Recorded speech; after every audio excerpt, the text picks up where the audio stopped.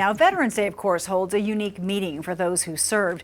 For our oldest vets who served in World War II, each passing Veterans Day is even more special. And as they reflect on their service, Two Works for You's Chris DeMaria brings us today through a veteran's eyes.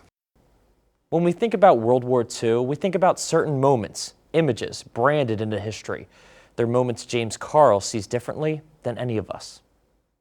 December 7th, 1941,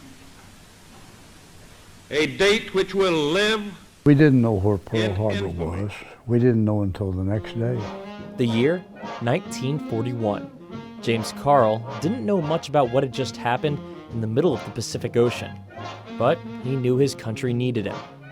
Fast forward 3 years, Carl found himself a fighter pilot in the cockpit of a P-51 Mustang. It was outstanding, really. I thought I'd died and gone to heaven. It was June in Northern Ireland. Carl waiting for ground troops to make it into France. His view of D-Day, one of a kind. You can't believe that whole channel was full of ships. Full of ships. That day, the P-51s acted as escorts for bomber airplanes.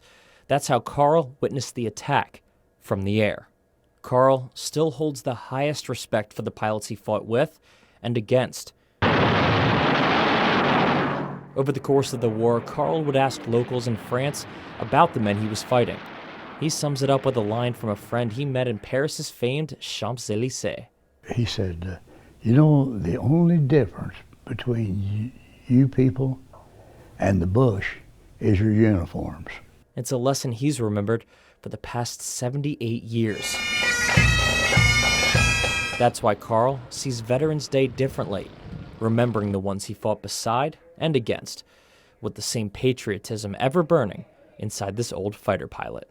In Tulsa, Chris DeMaria, Two Works for You.